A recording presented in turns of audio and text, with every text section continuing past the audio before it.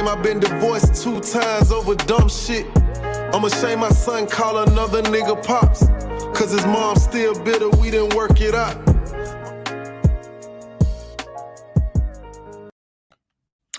What's up, everybody? So I know you guys have been waiting on me. I usually try to be on time. So if you're trying to look and be nosy and see where I'm at and see what's going on and what's behind me on a dresser, you'll see that I have a pack of Sour Patch Kids. Please, don't harm me. I love Sour Patch Kids. So listen, I have like a whole list of topics that I feel like we need to discuss. I don't know where you guys want to start. We need to talk about Jussie Smollett. We need to talk about some of the new findings in the Ghislaine Maxwell case. We need to talk about LeBron James and his recent experience. Stacey Abrams announced that she is going to be running for governor. Now, I believe if you all were watching the first live that Kwame and I ever did together, I kind of already gave you all my perspective on Stacey Abrams. And listen, don't get me wrong, right? Because, I'm like, oh, Black empowerment, all this. But listen, all skin folk ain't necessarily kinfolk. And what I'm saying is we have to start voting for people that represent what we represent or what we want to represent, which is, for one, nuclear families, okay? There's not an attack on masculinity, okay? These people have exhibited, right, the fact that they're willing to, protect our children, right, from an over-sexualized society, okay? They have also, shown that they are willing to, act on economically empowering, right, Black people and uplifting our communities. So now we need to be voting off of what we know to be true and factual, and not just what we are reading about in the news, even, if your vote don't count, so they say. And I'm saying that being, very sarcastic, because there is a lot of talk about a lot of election fraud happening in Georgia. And I don't know if y'all want to get into that, but let's just get over into our first topic. I want to get this out the way. So today, oh my God. Whew, I have to take a deep breath, because first of all, you guys know how passionate I am. Okay? You guys know how passionate I am when it comes to life, and when it comes to babies, and when it comes to, us understanding and valuing life. And I was so just emotional today, right, out there on the Supreme Court. Now, the reason is several reasons why I was feeling all type of emotions, and I'm just going to be very honest right now. And I even dropped a few tears, right? Because like I'm caught up in this whole Black Lives Matter, empowering Black life and all of that, right? I'm in it. And so there's a right side and there's a left side. And I'm standing on the right side. Now, I will say I have seen more women of color this year than I have ever seen in any of the other protests. So shout out to my sisters that did show up. But listen, I'm standing on the right side, and then there's a left side, and then there's security and all of these people in the aisle separating the right side from the left side. And on the left side, I'm seeing all of my people. I'm the minority on the right, and they're the majority on the left. So I'm already feeling some type of way about that. So I can't help but to hear, because everybody has microphones set up. And I'm listening to this sister speak. Let me show you. Hold on one second. Now, if you all have been paying attention or watching me or whatever, I've posted this young lady before. I got to go back and find out what video that is so I can show you where she was talking about, how proud she was to have an abortion and how she need, her abortions and all of that. So we had seen her video before, but I actually heard her speak today. She was right across from me. Okay, so check this out. So on Repo Rights, if you guys are looking, the young lady in the yellow hat, and this is a young lady, like I said, I've posted her video before. Liberate abortion. Abortion is essential. There she is right there on the front line. There they are.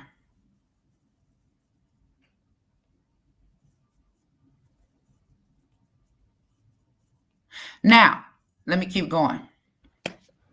So I'm out here and I'm listening to this young lady. And so this young lady goes up on stage. And so when this young lady goes up on stage, all of the cameras, everything rolling. I've been looking for a video. I guess one's going to pop up soon and I'm going to post it. And she says, I'm a mother. And she says, and I've had several abortions, right? And I'm looking at all the white people just laughing and joking and cheering her on in the crowd on that side, right? Everybody is applauding her. And I'm sitting up here saying, you proud to say you had several abortions? This is the new wave, this the new movement. Not you got caught up in a situation one time and you was young and you felt like you made a mistake, because that's what they say, whatever, right? So you're proud to say you've had several abortions.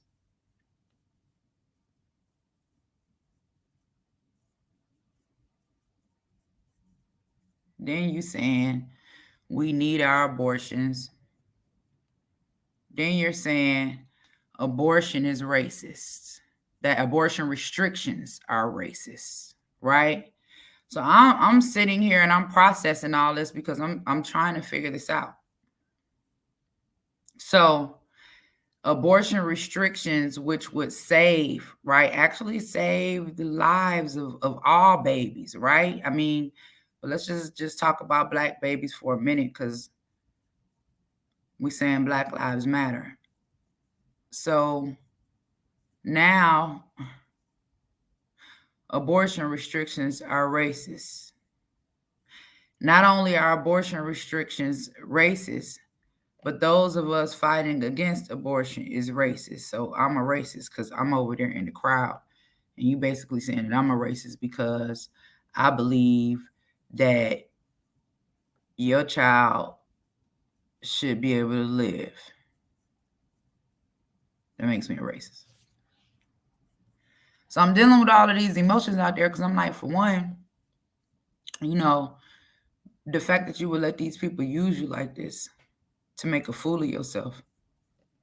Because I ain't got past the several abortions yet. Because what that tells me is, this ain't about rape or incest. This is about using abortion as birth control. We know that. And so the bigger issue is outside of that. What gets me is, and I'm getting ready to, let me see if I can pull up this video right quick. Is this it? Not that one. Hold on one second. Here it is. Ooh, child. Let me pull this up. So not only, right, is this young lady, right, being a tool, because every speaker that they had, right, I'm going to say if it was 10 speakers out of there, 7 of them were Black. So out of all of that, they have, of course, the representatives, our representatives, supposedly the ones that are standing and fighting for us, right, coming out and speaking. And so there was a lot of noise because pro-life is on this side with speakers. pro-choices on that side with speakers. And that's how we know that it's an illusion anyway, because how is it pro-life and pro-choice? I mean, the opposite of life is death. And what choice are you making? The choice that you're making is to the death, right, of that life. So come on, it's pro-choice and it's pro-death. I'm tired of sugarcoating this, right? I wanna get on into this right quick. So it's loud outside, but here comes Ayanna Pressley, right? And so I'm like, oh Lord, here we go. So I'm going to show you a short clip of video, and I'm not going to play it too long because you're really not going to be able to hear what's so much going on, but you will be able to hear her say how abortion is a form of abortion restrictions are a form of oppression, right? Abortion restrictions are a form of oppression. It's a form of white supremacy. And I'm sitting over here like, man, I'm really trying to, fight because I want to see, Black people become the majority and have their own. And I really want to see, Black children just grow up and live and prosper and be able to come into a world that wants them. Right? That's Mama King calling. She got to hold on because we got to get into this. You can't interrupt this with Mama King. So Ayanna Pressley comes out. Let me show you guys this video.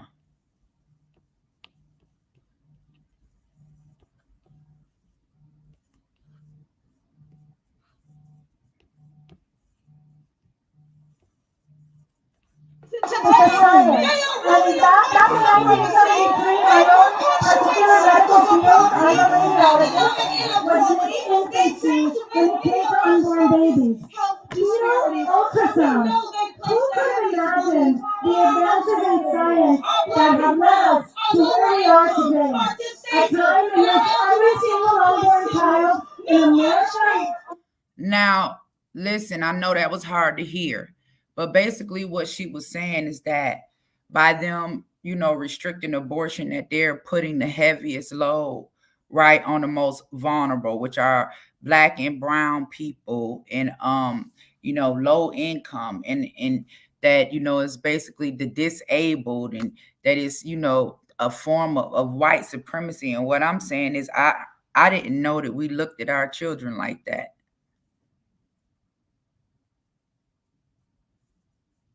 I really thought that, the things that you're saying to me in my mind and what I am hearing, because I'm standing on the other side, is you're saying that it's a form of oppression for me as a woman, because God has given me this gift to be able to bear life, right? So you're telling me that that's a form of oppression by the white man. Like the white man had something to do with my mama and my daddy getting together and creating my life and allowing me to live so that I can have my children. So giving birth now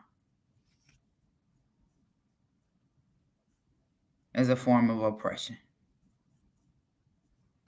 So poor people, because we're poor, and I know a lot of Black people that grew up in the hood and made it out. They might not be millionaires, but they living good lives. They got their own. They got good jobs. They working. They own their cars. They own their houses. They ain't bother nobody. They minding their business. Quite a few of them own businesses. I know a bunch of them that made it out that was born, right, kind of like into nothing. And I think that when those of us that were born without silver spoons in our mouth, that it, kind of helped create who we eventually became, because we always hear these success stories about people who made it from nothing. So, needless to say, I was very disappointed. But let's move on, right? Let's get it a little spicy. So, I was contacted today by Black News Channel. And as many of you know, that's Mark Lamont Hill and, Mike Smith, who's Cynthia Bailey's husband and all of that. So they wanted to get my views, right, on the Dobbs versus Jackson case, right, and what was happening. So I'm getting ready to share with you, right, a clip, and we're going to talk about that. And while I'm playing this clip, I want you guys to kind of, just pay close attention. And I'll give you my commentary once it's done. Let's see here. Where we at? Is this the one? Wait a minute, because y'all know. Okay, there we go.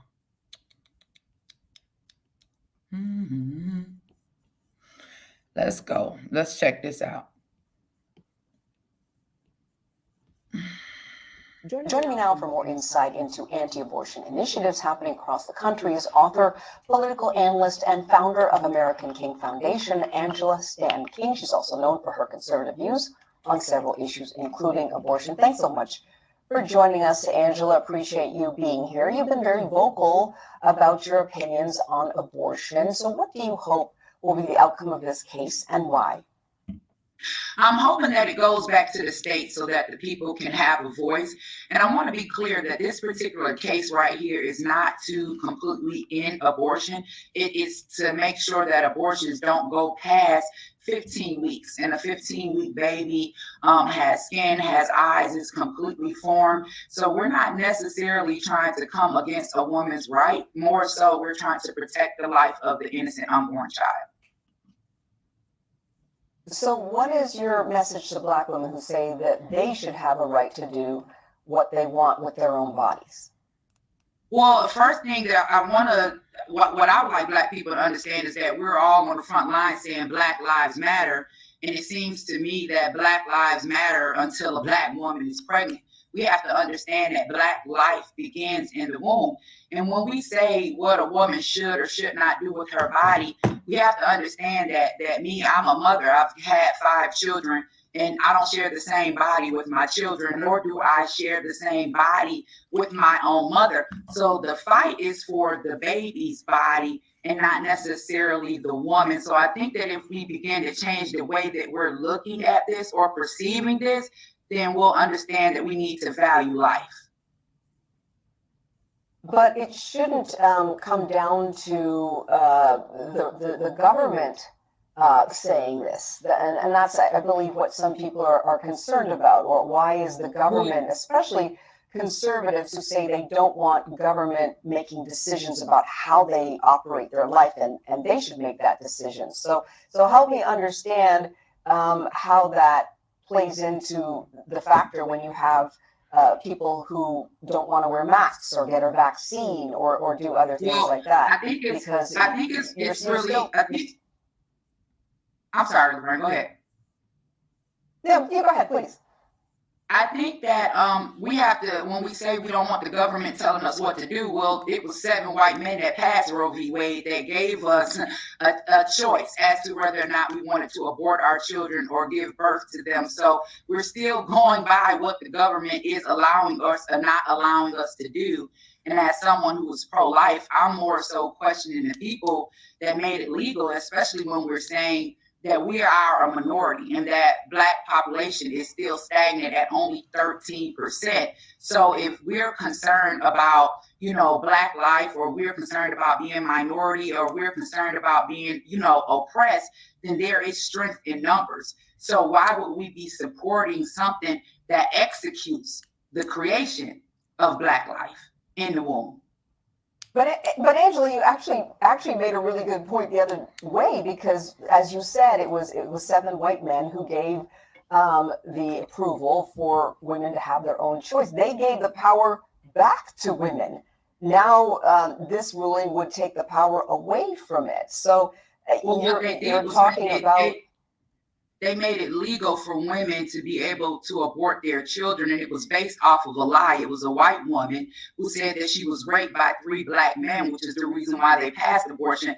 That never happened. So we're talking about a government that we're constantly saying that is systemically racist and that everything about this government is racist, but somehow we feel that everything is systemically racist except abortion. We have to understand that not only when they told us, hey, we're going to give you the choice to legally, execute Black life and get away with it, they also place the majority of their abortion clinics in minority areas. So we're talking about 80% of Planned Parenthood's clinics being in Black neighborhoods, and they're pushing this off of the guise of being poor. And to me, it's offensive when they say poor women or women of color have to have access to abortion, because basically you're saying that it's a particular group of people that don't deserve to live based off of poverty or their economic status. And we know that in America, the majority of people that are poor are people of color. So I, as a person who is pro-life and pro-Black, I have to say, wait a minute, we have to look at this. We have to look into the Negro Project. We have to remember why abortion and Planned Parenthood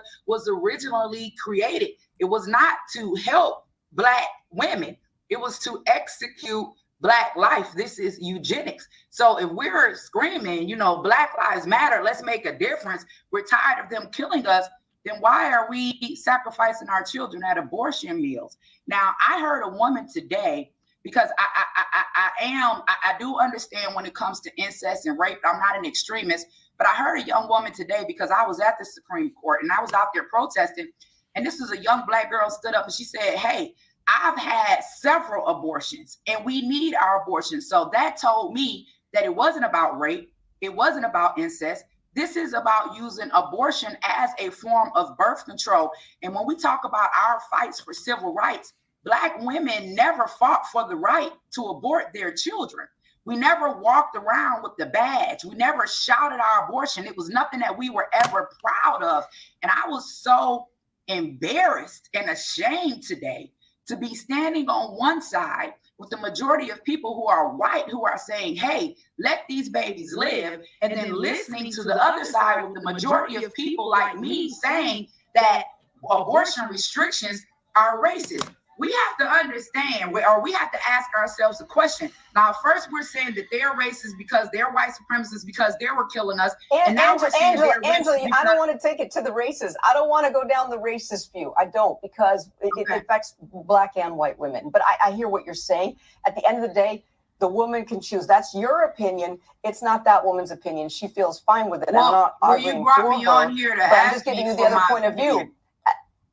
No, and I'm glad you're sharing it with me, but I just want to say that, it's unfortunate I don't have somebody on the other side, but at the end of the day, I think it comes down to people saying, well, what is a person's individual right, and what does the government have a right to do? But I hear what you're saying. Why does the baby not have, since the baby is the one that's dying, why does the baby not have a choice? Why does everyone get to decide? The baby can't live outside the woman. They're talking about, though, if the baby can't live outside of the woman, then that's the argument. But I'm not a doctor. I'm not an activist, so I'm not going to get into that. But Angela, I have appreciated you sharing your views with us. I appreciate you being with us here today.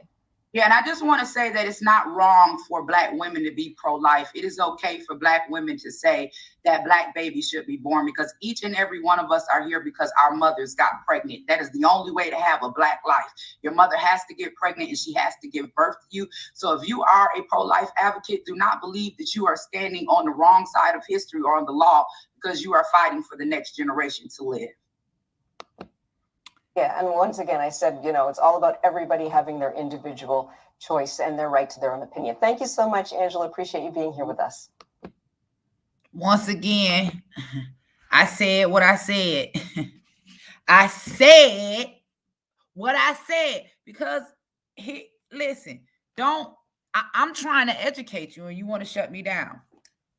I can't talk about racism. I done sat here and listen to your Congress, your Black Congress women leaders, right? Tell me that abortion is racist. The minute I get to hit on the real racism behind abortion, all of a sudden we don't want to talk about it. We don't want to talk about it. I'm hearing them scream about it all day. In fact, listen, I keep telling y'all about these people that they have representing us, supposed to be a voice for us, and they're suppressing the numbers, y'all. Y'all hit like and share. Check this out. I'm getting ready to Representative Cori Bush on the floor, right? This is why they didn't want me to get anywhere near Congress, because they don't want you to hear this message, right? They don't want you to see black women standing up and fighting and advocating for black babies to live. They want you to think that it's unheard of or that it's a form of racism. But the minute I get ready to break down racism, all of a sudden I can't talk. Well, I wish I had somebody here from the other side. You are the other side, ma'am. You are the other side. You are the other side. You are. You may not know it, but you are the other side. And you are the voice for the other side. So the conversation that me and you were having was just fine. But, you know, it get a little too hot in the kitchen. But listen to this. Representative Cori Bush. This is someone, again, I keep telling you that they want us to believe that represents us. Now, you got Cori Bush. We got Ayanna Pressley. You got Stacey Abrams. Now, yes, they are black women, right? Yes, we want to be all about, you know, uplifting, you know, black women and supporting black women, but we can't be fooled into supporting black women that don't support agendas, right?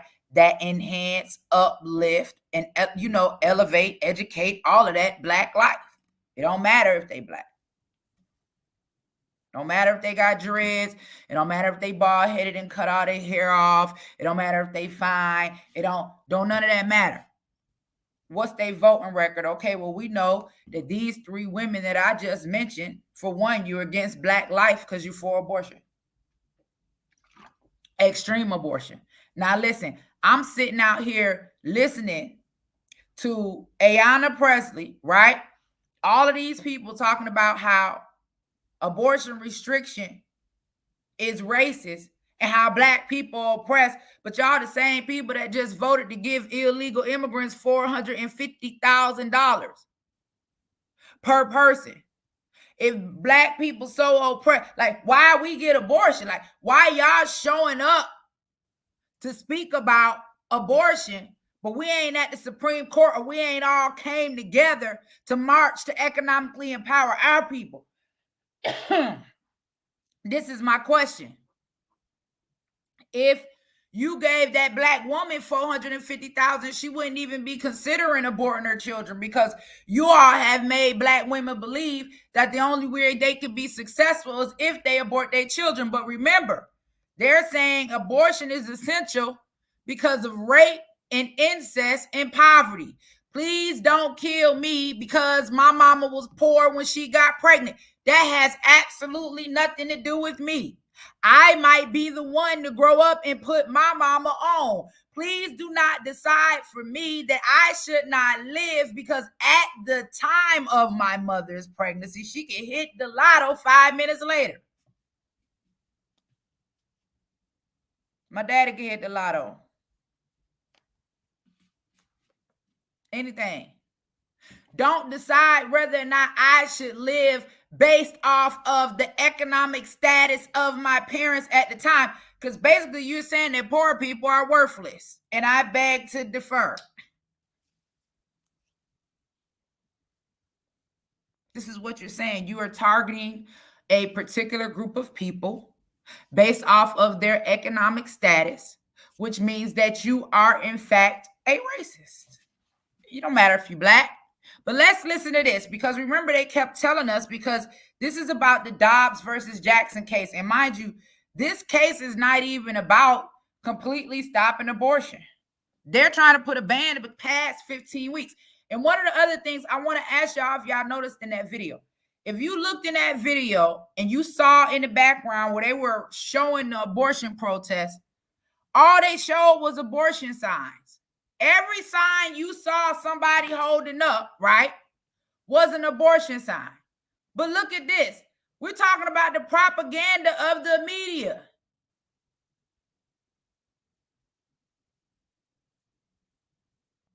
The propaganda of the media.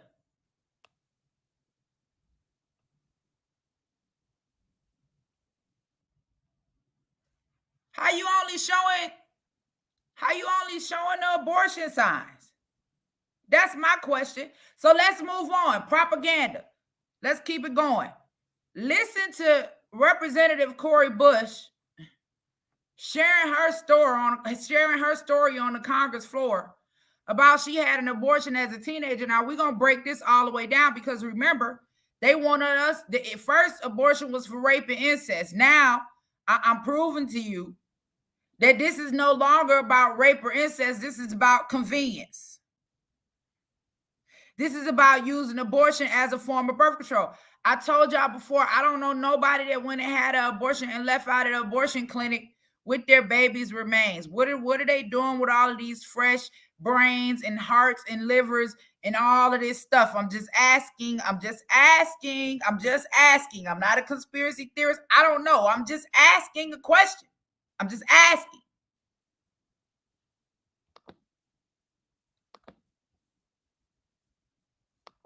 Oh, Jesus. And then put all of their abortion clinics, right, in our neighborhood. Y'all okay with that? Urgent hearing. It is an honor to join Congresswomen Lee, Jayapal, and Chu as part of today's panel. And I also want to thank my sister, Congresswoman Presley, for her leadership in this hearing, and to my sisters in service for being here with me today, and my brother. In the summer of 1994, I was a young girl, all of 17 years old, and had just graduated high school. Like so many Black girls during that time, I was obsessed with fashion and gold jewelry and how I physically showed up in the world. But I was also very lost. For all of my life, I had been a straight-A student with dreams of attending college and becoming a nurse.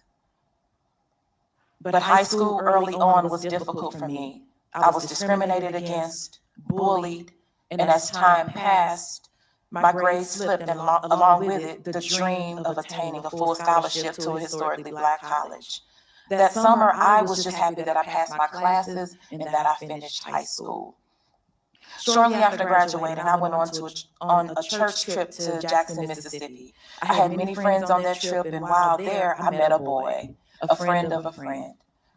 He was a little older than I was, about maybe 20 years old.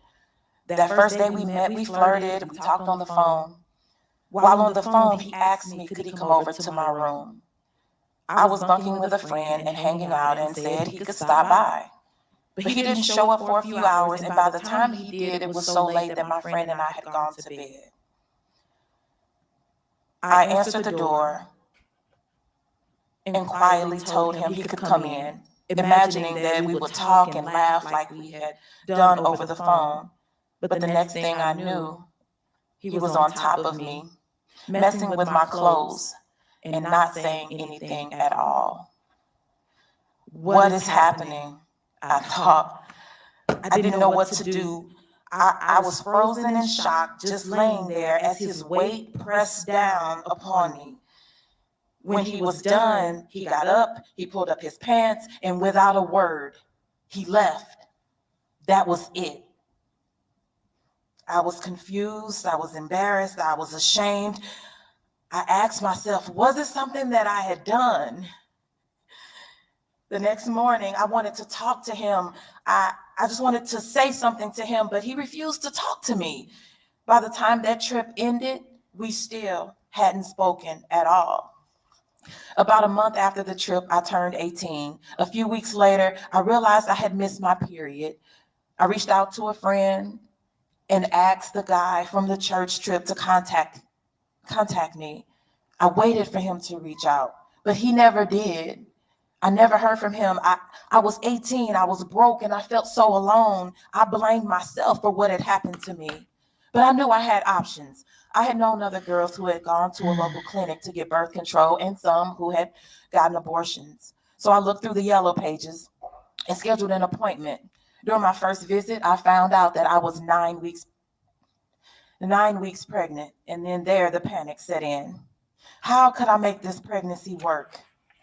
How could I, at 18 years old and barely scraping by, support a child on my own? And I would have been on my own. I was stressed out, knowing that the father wouldn't be involved and that I feared my parents would kick me out of the home, the best parents in the world, but I feared they would kick me out. My dad was a proud father and always bragging about his little girl and how he knew I would go straight to college and become attorney general. That was his goal for me.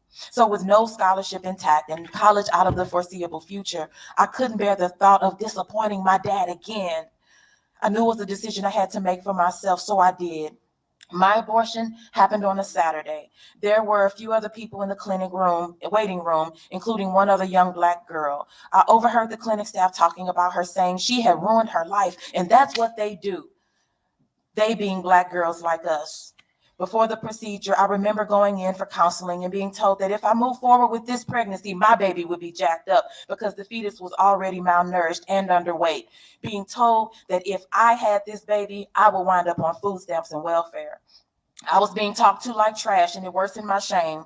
Afterwards, while in the changing area, I heard some girls, all white, talking about how they were told how bright their futures were, how loved their babies would be if they adopted, and that their options and their opportunities were limitless. In that moment, listening to those girls, I felt anguish. I felt like I had failed.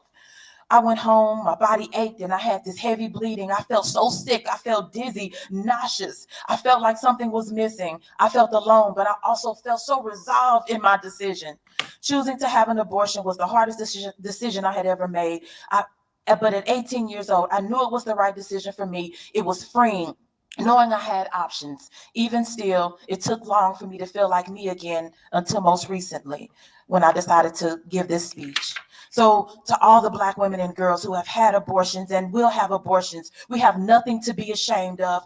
We live in a society that has failed to legislate love and justice for us. So we deserve better. We demand better. We are worthy of better. So that's why I'm here to tell my story. So today I sit before you as that nurse, as that pastor, as that activist, that survivor, that single mom, that congresswoman, to testify that in the summer of 1994, I was raped, I became pregnant, and I chose to have an abortion.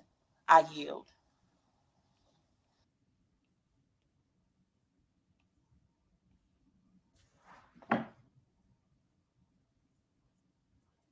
Now I got several issues with the story.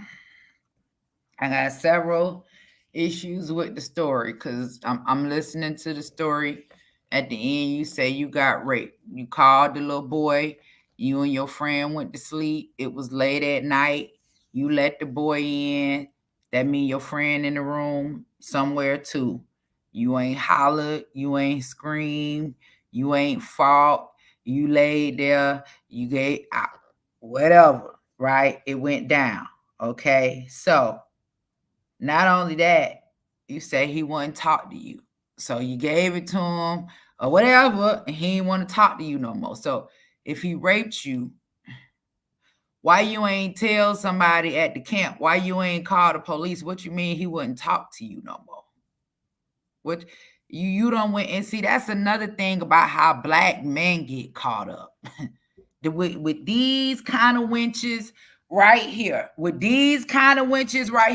So you say, right, the man wouldn't talk to you. You asked him to call you back. He wouldn't call you back. Come on, let's keep going. Then after that, hold on, y'all asking for the cash out. Let me put it on here because, boy, look at here. You could tell they already suppressing my numbers. We got to get into this one right here. So these the Black women, remember now, y'all, that they have representing us. Y'all know that, right? Because she specifically said to all Black women and girls, all the Black women and girls out there that had abortions and will have abortions. Let's get back to the rape. So it was very late at night. You called the little boy. You let the little boy in after you and your friend was asleep. Okay, the little boy got on top of you. You say the next morning you tried to talk to the little boy. The little boy wouldn't talk to you. You didn't tell nobody the boy raped you. You didn't report the rape. You didn't do none of that. Okay, bam. You go home because the man won't talk to you no more. Now it's your daddy's fault. Now you got good parents and you fear that they would kick you out. No, baby, good parents, you could have went to them and told them. You wouldn't have feared nothing. Let's reflect on that. You would have been able to say, right? You wouldn't have been scared enough to go make a decision without discussing it with your parents if we were talking about good parents. So you in the let's break this story down. So now you in the clinic. Let me get my dill pickle tater chips, right? So now you in the clinic. You in the clinic, and while you in the clinic, you hearing them say how you hearing them say that the black girls' lives gonna be ruined, that they gonna be on food stamps and welfare, baby. Ain't that what you pushing as a congresswoman? Abortion, food stamps, and welfare? I guess you want them black girls to end up just like you. I don't know. I'm just listening. Come on, let's keep going. So you in the abortion clinic, and you hear them saying how the black girls' life gonna be ruined, right? And they gonna be on food stamps and welfare. And then you went on to say that you heard the white girls talking about this awesome life they babies would have and how it was gonna be adopted in the abortion clinic. Corey. So let's keep going. The white girls and the black girls.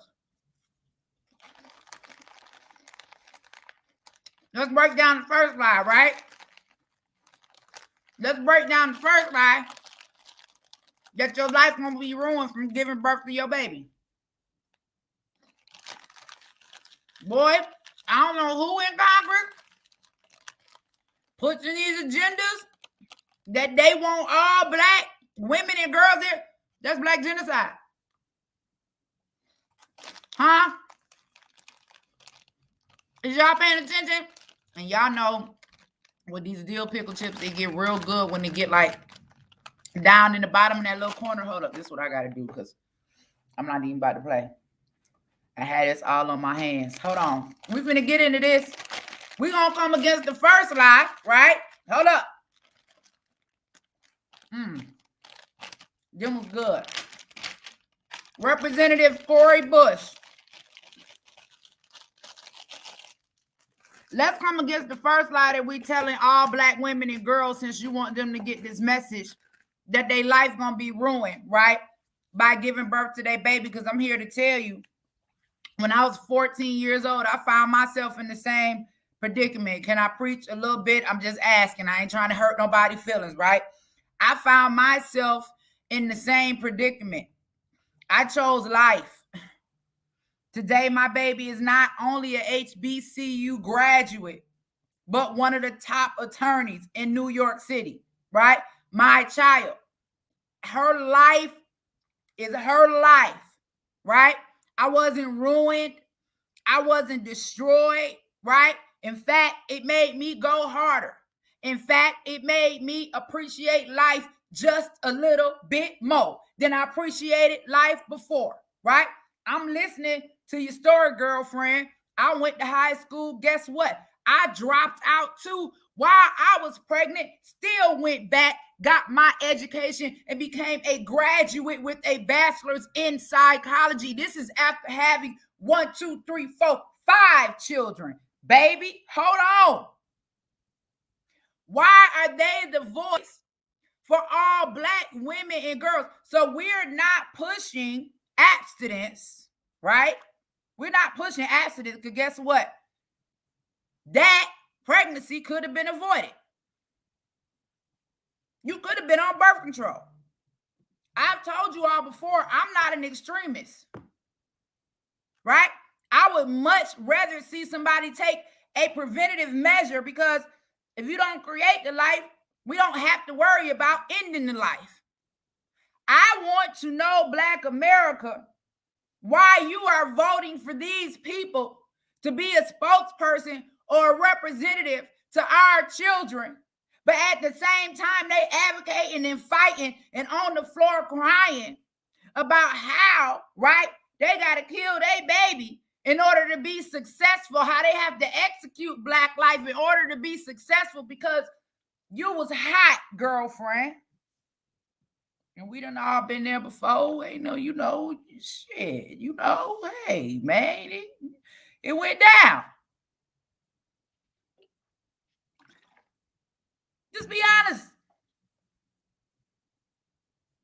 Then you go back and try to hit it with rape. Here we go. We got somebody joining us. Oh, this is getting ready to get good. So a lot of you all may know about my girl Shamika, and I'm glad she came in to break it up because y'all know I'm getting ready to go in and get these people to business. Listen, y'all, these people are the ops. Do you hear me? These people are the ops.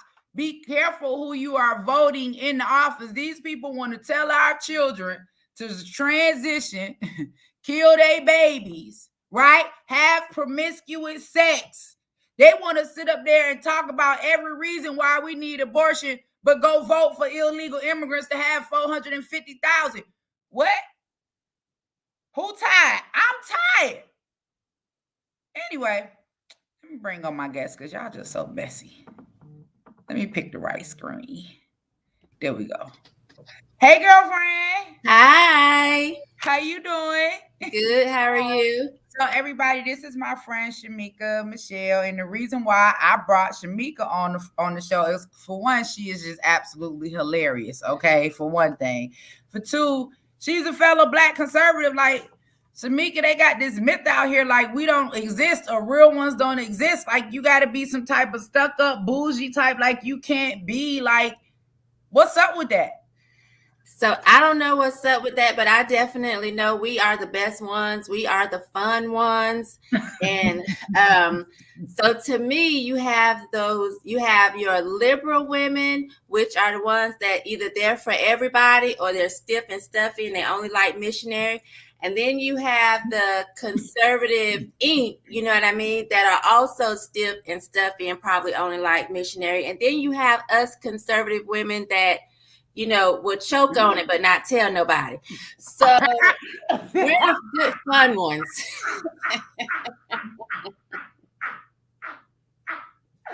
Oh my God. Okay. I just choked on my water. Okay. Listen. I'm going to stop right there. Oh, my God. Okay, Shamika, listen. Listen, we got a lot to talk about tonight. Girl, Jussie Smollett is back on trial. Now, listen, y'all, I know we remember this. If y'all don't remember, I'm going to give y'all a little flashback right quick, okay? Can I just give everybody a little flashback? Let me share this screen. That way I can catch my breath because this lady right here is a fool. Let me tell you something. Hold on one second. Is that the one? No, that's not it. Where is my, hold on one second. Let me see something. That ain't it. Is that it? No, that's it. Oh, I know where it is. Let me go in here. Oh, Lord. This is hilarious. Oh, wait. I'm Robin Roberts. Wait. Here we go, guys. Give me 1 second. I'm coming. But we have to watch this. Shamika, you got to watch this too. We got to remember. We got to reminisce on this one. Hold on 1 second. Let me come back over here. Oh, God. Y'all. Let's go. And after Jussie Smollett sat down with me for his first interview since that night in Chicago, Smollett told me how he's doing now and responds to those who doubt his account. I'm pissed off. What is it that has you so angry? Is it the attackers? It's the attackers, but it's also the attacks. It's like, at first it was a thing of like, listen, if I tell the truth, then that's it, because it's truth. Then it became a thing of like, oh, how can you doubt that? Like, how do you not believe that? It's truth. And then it became a thing of like, oh, it's not necessarily that you don't believe that this is the truth. You don't even want to see the truth.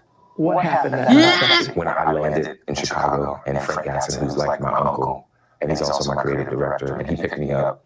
And then we got back to the apartment. There was no food. And so I went out to Walgreens thinking that they were 24 hours and to have smoke.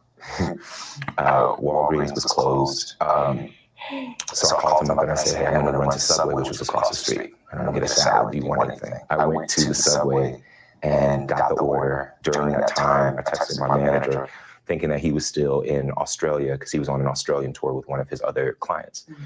I said, yo, call me when you can. He called me immediately. And while he was on the phone, I heard, as I was crossing the intersection, I heard Empire. And I don't answer to Empire. My name ain't Empire. And I didn't answer. I kept walking, and then I heard Empire. So I turned around and I said, did you just say to me? And then I see the attacker masked. And he said, this MAGA country punches me right in the face. So I punched his ass back. And then we started tussling. You know, it was very icy. And we ended up tussling by the stairs. Fighting. There was a second person involved who was kicking me in my back. And then it just stopped. And they ran off. And I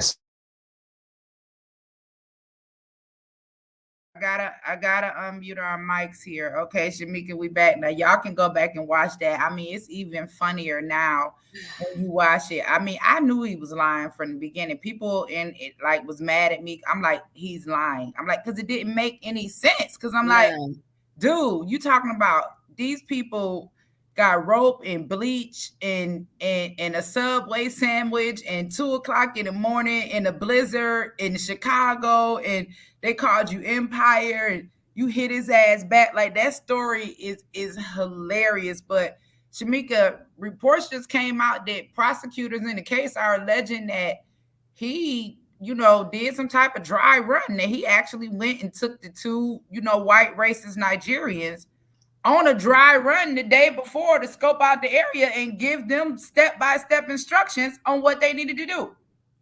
Yeah, when I first saw dry run, at first I was nervous because I'm thinking dry, that got to be painful. But then I realized that he was talking about showing them the landscape, you know.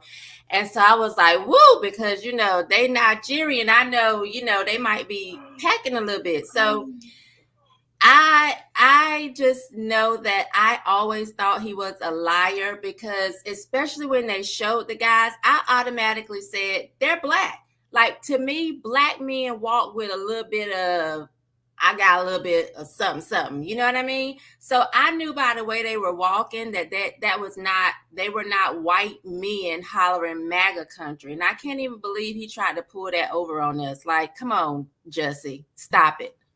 Oh my God. So Jussie Smollett again, but on something real though, Shamika, like when that whole Jussie Smollett thing broke out, that's kind of really when my eyes got open to a lot of the games that they were playing in politics and how they was having these actors like pull these stunts to try to sway the public, because his whole thing was, had that went his way, that, you know, he was supposed to be the next gay Tupac, and this was all about racist, you know, MAGA country. They were like, I don't know, it was a lot. It was racism and MAGA and LGBTQ, like tied all up in one.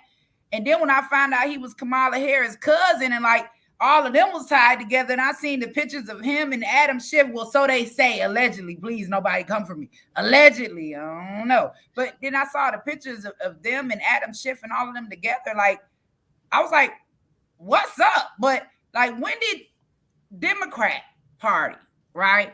Like, you and I have been on the road. Like, you and I have been to different events across this country where we're really just talking to our community about waking up, right? And they always hear from me, but I want them to hear from another Black woman, somebody that they can relate to, about where we at and what's going on right now, like with politics and all of this Black Lives Matter stuff. Like, I'm gonna remove myself and just really let you rock the mic for about 5 or 6 minutes and just give your viewpoint as far as why you identify more as being a Black conservative than a Democrat, and just kind of help me dispel that myth that we're all supposed to be Democrat.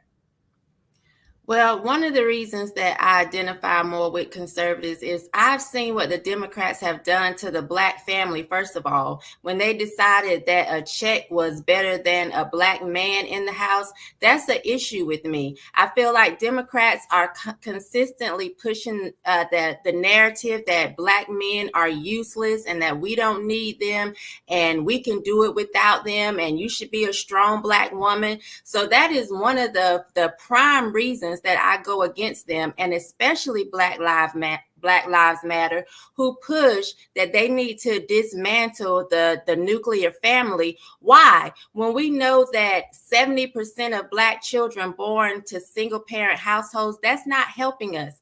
And so anybody that actually come against the Black man has already come against me. And you're going to have me as the enemy because I realize how important he is and how much we need him and how our families have suffered without him, how our families and communities have suffered without him.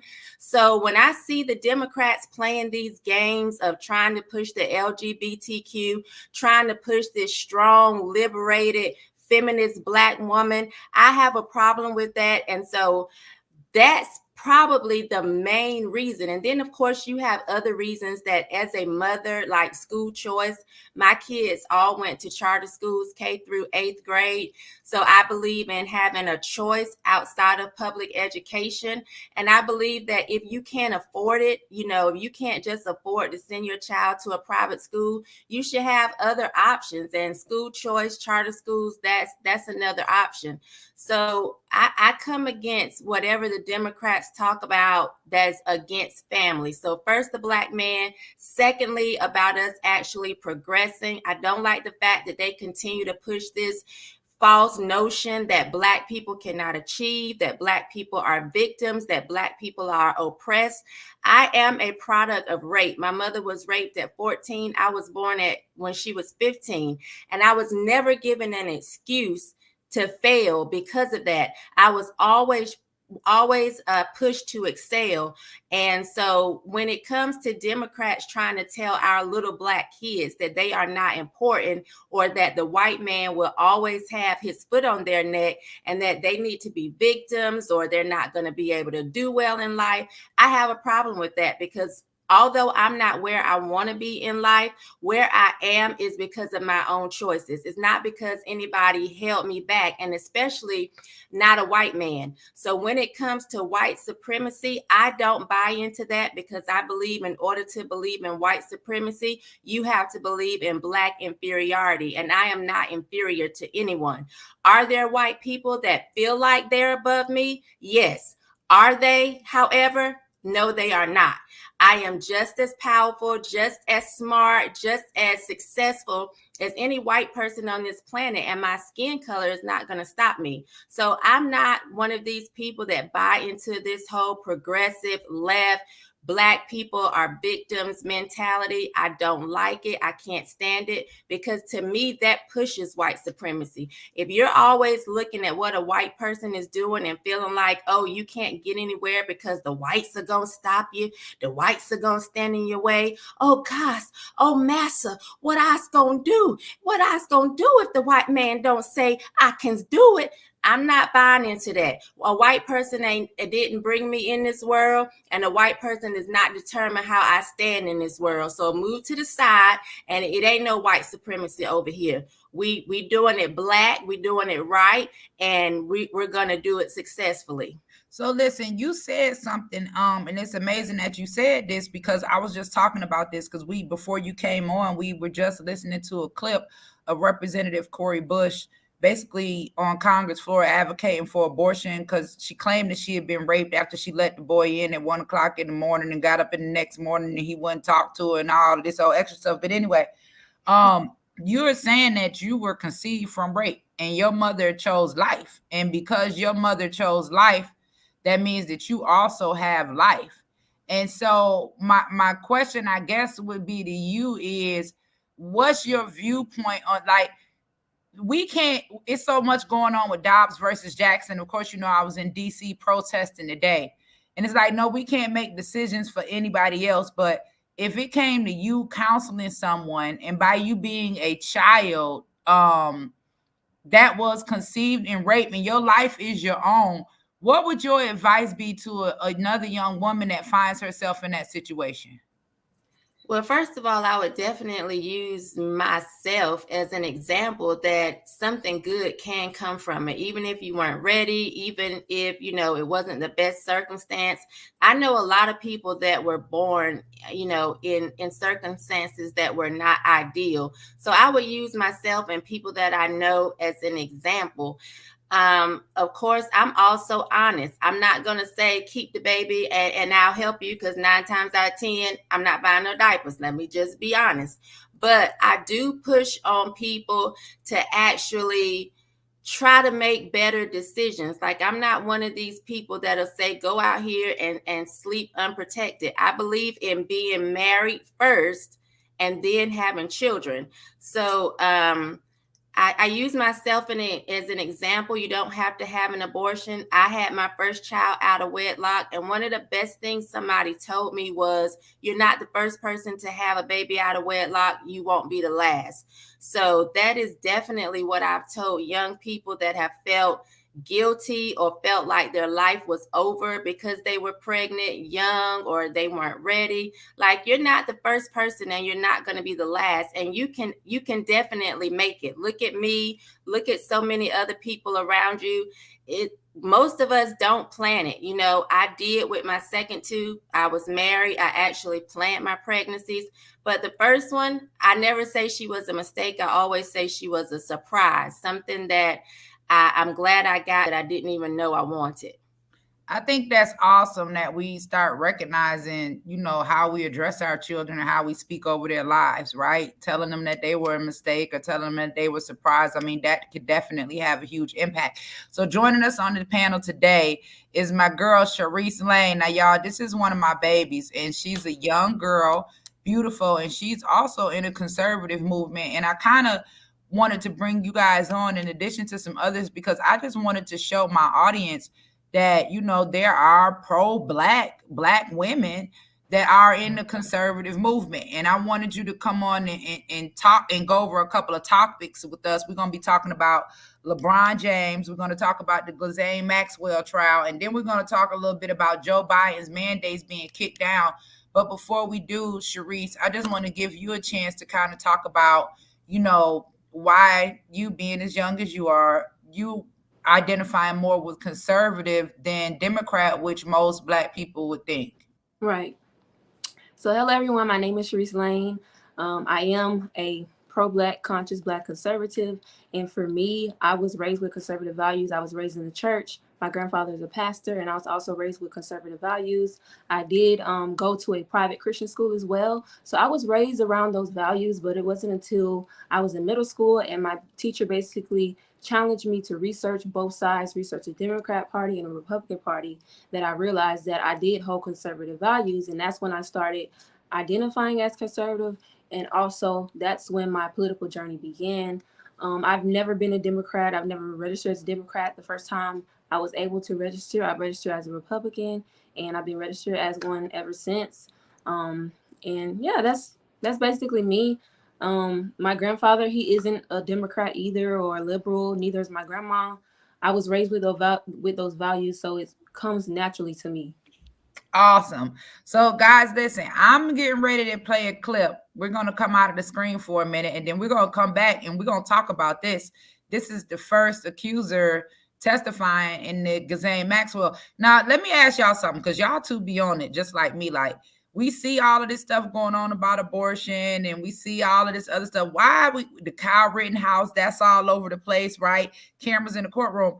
Why they not talking about what's going on in this Ghislaine Maxwell trial the way that they were talking about this Kyle Rittenhouse trial? What is going on, and what is going? And we also got to talk about, is it the Omarion variant? Omicron or something. Oh, okay. Hold on, y'all. Let's watch this video right quick. Hold on 1 second. We're going to share this video and see what these people are talking about. Then our panel will be right back.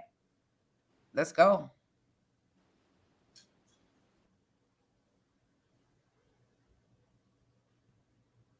Play.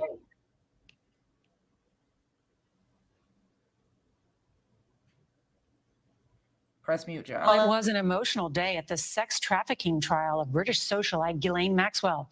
An accuser testified that Maxwell's boyfriend, Jeffrey Epstein, abused her when she was just 14. CBS's Mola Lenghi has graphic testimony from the federal courthouse in Manhattan. Taking the stand as Jane to protect her identity, the first alleged victim to testify in Ghislaine Maxwell's trial today said she was 14 and frozen in fear during her first sexual contact with Jeffrey Epstein. She said she'd met Epstein and Maxwell in 1994 while eating ice cream at a summer arts camp in Michigan, telling a packed courtroom that Maxwell befriended her, then would sometimes be in the room during sexual abuse that went on for years. She seemed very casual, like it was normal, she said, with Maxwell just a few feet away at the defense table. But it did not seem normal to me. Jane fought back tears when she described flying from her home in Palm Beach to New Mexico, where she saw Maxwell and was told Epstein wanted to see her. I felt my heart sinking into my stomach, she said, her voice cracking, because I didn't want to see him. Maxwell is charged with grooming underage girls to be sexually abused by Epstein. She denies the charges. Maxwell's attorneys have sought to portray Jane as someone merely out to collect money from Epstein's victims fund. Earlier today, Epstein's longtime pilot, Lawrence Viscoski Jr., testified he flew powerful and famous men on Epstein's private plane, including Prince Andrew, Kevin Spacey, Bill Clinton, and Donald Trump. He said he never witnessed any sexual activity. Viscoski also testified Epstein introduced him to a young woman as they once boarded, since identified as Jane. He described her as a mature woman. She was a teenager at the time. And Mola Lenghi joins us now from outside the courthouse. So Mola, I know you heard Jane's testimony today. Take us inside the room. Well, Nora, you could hear the discomfort in her voice as she testified, the sighs and the deep breaths before answering questions, at times getting emotional, and often sounding deflated, especially when she was recalling the more graphic details. The defense will continue their cross-examination of Jane tomorrow, Nora.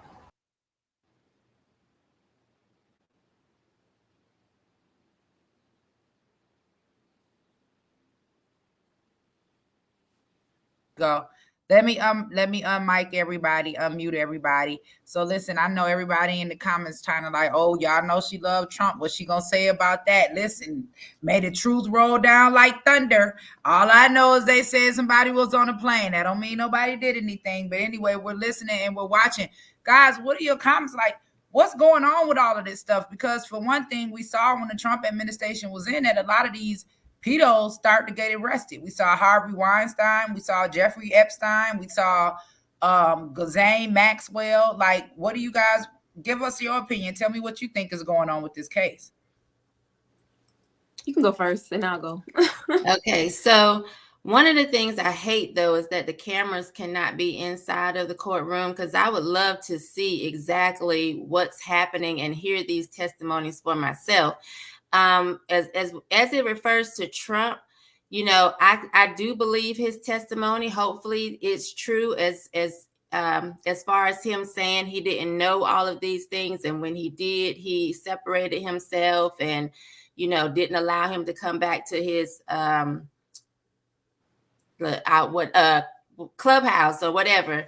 And so I'm hoping that's true, but if not, I want these girls to have justice. If these things were done to them, let the chips fall where they may. You know, whoever needs to go down needs to go down. I'm not very confident that we're going to see what we think we're going to see, because there's so many powerful people. And I believe people like Bill Clinton and Prince Andrew, I think that they're going to somehow try to sweep this under the rug. I don't know if I feel like this is going to be the coup de grace, you know, that's going to end it all. I believe that this is just, they're just going through the motions. That's what I think. I mean, I hope I'm wrong, but I can't really see this doing what we hope it will. For me, I would say it's kind of weird that this isn't really being as televised as other trials and things of that nature. It's weird that it's not being as televised as them, because I think this is just as important, exposing the elites and everything that they have done in the dark. You know, I believe that whatever is done in the dark will come to the light. But at the same time, like Shamika said, you have these people in power who they're going to try to hide as much as possible because they know that this will tarnish their name. But again, when you have money, it's kind of hard to So guys, it's just hard to like expose people when they have money, when they have so much power. I really don't know what's going to happen with this, but I really hope that these people get justice. Well, I'm hoping really and praying. I'm hoping and praying that, you know, the truth comes out and that anybody that's abusing children is exposed. But y'all listen, we have been watching and we've been sitting back on the sidelines, and we know LeBron James has been like on the front run of, you know, the Black Lives Matter movement, and, you know, not being opposed to a lot of the mandates that's being pushed down by this government. Now, reports came out recently that LeBron James, who is fully vaccinated, has COVID. And now they talking about the Omarion variant. So Joe Biden said he had to ban travel from Africa but Trump was a racist when he said it came from China.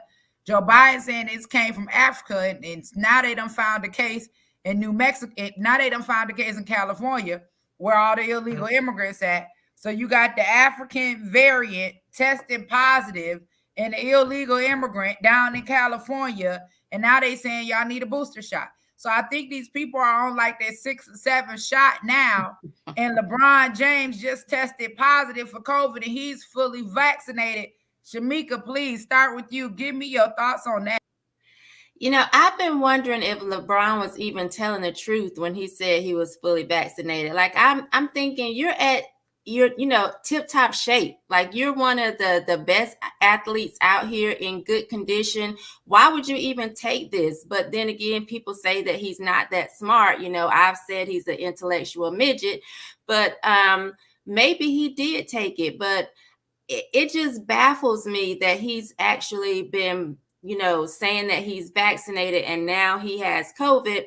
But he actually tweeted today that something's fishy. He never really told us what he meant by that, but he tweeted something's fishy. And so I've been wondering, what exactly does he mean? Does he think that he didn't truly test positive, or he's confused because he's vaccinated and he's still tested?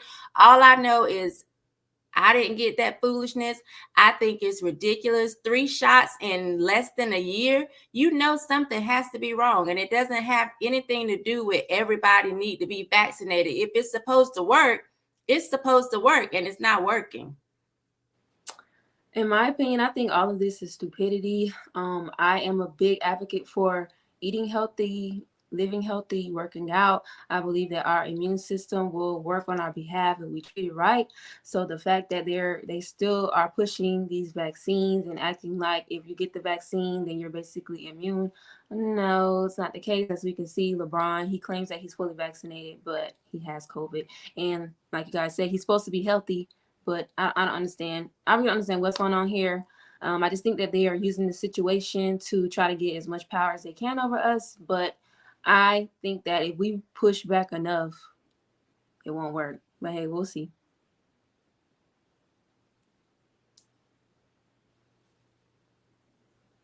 Wait. Can you hear her? I can't hear her. No, I can't hear her. Okay. I'm glad y'all said something, because I always turn off my mic because my phone is constantly ringing in the background.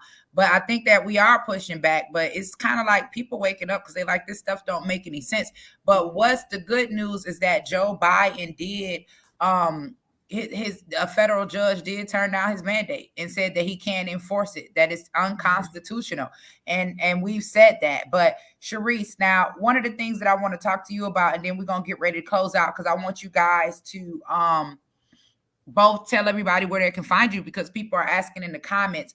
But we lived in a society right now that's so hyped up when it comes to racism and Black Lives Matter and a lot of this stuff that's being pushed in the media. Can I just honestly get you guys' opinion on censorship, what we're seeing happen currently with this administration, and what your advice is to people in our community that are looking for real leaders and real people to get behind in this movement? I would say don't be afraid. Don't be afraid to voice your opinion, and also stop abiding by groupthink and following what your favorite celebrities or singers are saying, because at the end of the day, those people are puppets. They're paid to say those things. Form your own opinion and find people online who who you think holds the same opinions as you. I would echo Sharice a little bit and just saying, continue to speak up and speak out. We can't let them win. And when you become voiceless, that's when they actually have the chance to really run with some of this foolishness. I've been telling people to not be silent, not be afraid, but I will tell you, don't follow me, because I can be a bit of an asshole, and I don't know if it'll be what you're looking for. So you might want to follow Sharice, continue to follow Angie, because no, follow her. My people Follow can handle her. you. I promise That's you. my If they auntie. can deal Follow with her. me, they can handle you. Guys, please let them know where they can find you all at. And thank you guys so much for joining me this evening on the show. And I want you guys to come back. Okay, you guys can follow me on, first I have a YouTube channel called Sharice Lane. You can follow me on there. And then I have a Twitter, Sharice J Lane, Instagram, Sharice Lane, TikTok, Sharice Lane, and Facebook, Sharice Lane. It's pretty simple. You can find me on all of those. Thank you for having me. And if you go to ShamikaMichelle.com, find me there. You can find me anywhere. Thank you, Angie, for having me. I really appreciate it. Thank you guys so much for being on the show. I want you guys to come back, both of you. And hopefully I'll see you guys soon. Maybe in Miami. We're thinking about doing a Harlem Nights themed event in Miami for New Year's Eve. I'll let you guys know as soon as I get a final approval. So you guys are ready to go to Club Sugar Ray's? Yes. I already know about you, Shamika and Sharice. So y'all don't mark it. Leave your calendars clear. I'll let you guys know before the end of the week. Thanks so much for joining me today. Thank you. Thank you. Listen, guys, so that's kind of like a wrap. I hope you guys enjoyed the show today. I'm really tired. I still got some more work that I want to do, but I just wanted to talk about, man, that was so insane today. Like, I just feel like we got something better to do than be out here demanding these folks give us the right, you know what I'm saying, to execute our babies. And if they can be out there demanding that Black women have abortion, then they can also be out there demanding that we become empowered economically, the same way they want to give $450,000 per illegal immigrant of tax dollars, money that we pay into this system, right? Then Black people should no longer be out here worrying about, you know what I'm saying, how they gonna survive. That's a huge jump. Like that's a come up. So anyway, thank you guys to everybody that donated. I got to get me something to eat. I got to get me a flight back home in the morning. I miss my daughter. I miss my husband. I miss my bed. I'll see you guys in a little bit. Thank you. Oh, wait a minute before I go, because y'all nosy and still watching. People keep asking me, did Marjorie Taylor Greene come to the event in Atlanta, New Black City? She did not, but she did donate. Okay, she did donate to the event. So I guess you can say that that's a blessing. But anyway, we'll see you guys soon.